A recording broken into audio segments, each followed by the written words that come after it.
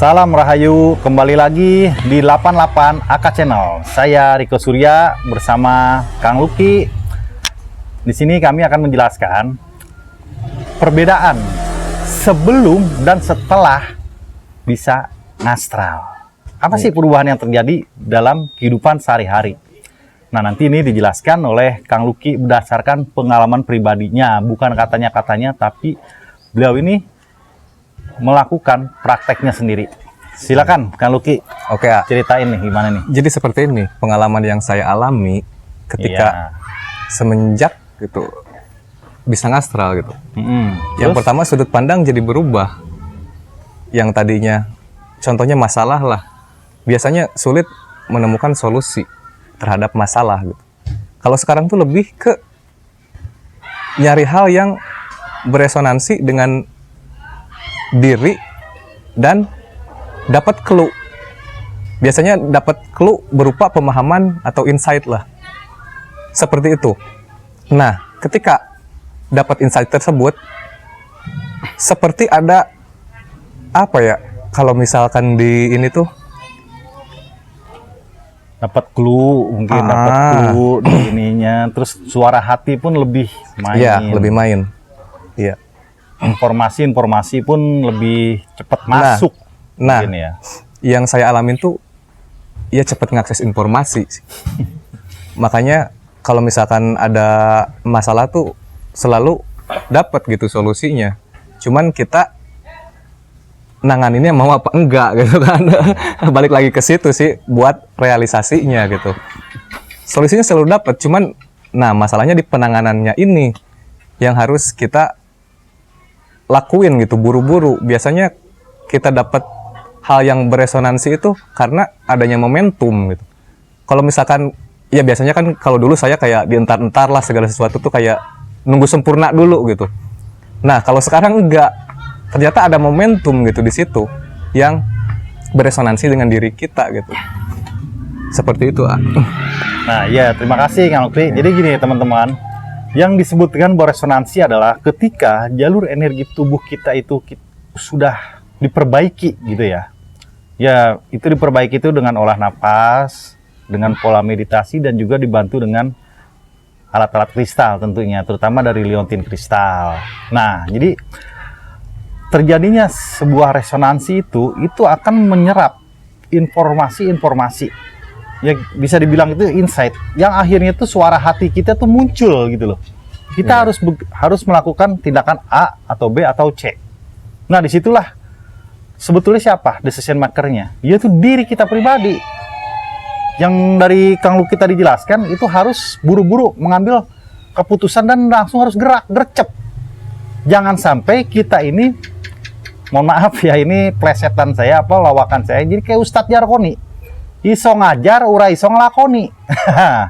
Jadi apa? Ketika begitu kita memperoleh informasi, kalau bahasa saya itu wawasan pengetahuan semesta, itu kita kaji lagi setelah masuk, dia itu dihilangkan dulu logika kita, biar dia masuknya itu sempurna. Yaitu dari cakra mahkota biasanya kan. Disaringlah kita tuh oleh otak, karena kita sebagai manusia itu harus menggunakan nalar, logika. Nah, setelah itu baru kita cocokkan kepada potensi diri kita ini mau digunakan untuk apa. Barulah kita action, tapi jangan lama-lama waktunya. Situlah teman-teman maksudnya. Nah, ini yang terjadi pada Kang Luki ini itu karena adanya terkalibrasi. Gitu teman-teman. Ini kan sebuah pengalaman hidup yang sangat luar biasa ya. Karena jadi kayak gini, Kang Luki ini awal itu kayak sosok itu awalnya ya, itu saya lihat tuh kayak nggak ada kepala gitu loh teman-teman. Dalam arti tuh saya sering menyarankan ini, itu tuh dia tuh kayak nggak bisa mikir gitu. Tapi ketika terus dibantu, hayo nih tekniknya begini, hayo kamu lakuin. Hanya butuh dilakukan, bukan dipertanyakan. Nanti dipertanyakannya setelah mengalami sendiri. Iya. Karena bagi saya itu praktek dulu, teorinya nyusul belakangan. Gitu loh teman-teman. Mungkin ada yang ditambahkan nih dari Kang Luki, dari hasil nih.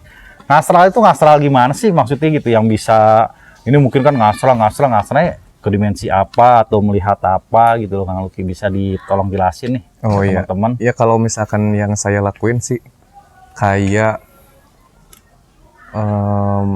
menangani sesuatu hal yang saya belum ini gitu, belum ketahui dengan betul gitu tracknya. Biasanya saya selalu lakuin itu sih. Nggak, contoh umpamanya ngastral itu maksudnya ke dimensi mana gitu, apa ngelihat apa gitu loh. Terus apa sih korelasinya itu sama kehidupan sehari-hari gitu maksudnya itu. Oh iya, kebanyakan saya ngastral seperti ke tempat-tempat yang berteknologi gitu. Nah, yang saya adopsi pun sekarang tuh ya dari hasil ngastral sebenarnya. Jadi saya sering lihat kayak teknologi-teknologi canggih gitu, nggak tahu itu bahannya sama cara kerjanya gimana gitu. Tapi saya penasaran gitu. Ya akhirnya kan nyari tahu gitu kan. Nah, ketemulah bahasanya di bahasa yang sekarang gitu, di ilmu fisika terutama ya. Nah, itulah yang saya praktekin gitu, kayak bikin alat-alat sederhana lah yang bentuknya prototipe gitu, tapi berfungsi secara kuantum gitu. Nah, alat-alat itulah yang sering dipakai buat ngoperasi astral gitu akhirnya. Ya, seperti itu, A. Ya, makasih Kang Luki atas penjabarannya. Jadi begitu ya teman-teman. Jadi kita ngastral itu bukan sekedar berhalu-halu ria, bukan sekedar berjalan-jalan doang, bukan juga sekedar hanya ini loh gua loh pamer gitu loh. Lalu apa fungsinya, manfaatnya untuk kehidupan pribadi? Jadi kita jangan dulu memikir tuh terlalu luas, terlalu jauh. Pikirkan dulu untuk diri kita sendiri, keluarga. Ketika perut kita kenyang, otomatis keluarga pun aman, pihak luar pun bisa kita bantu. Begitu polanya teman-teman. Dan ini terima kasih banyak Kang Luki atas penjelasannya. Untuk yang sesi kali ini saya akhiri dulu. Terima kasih, salam rahayu.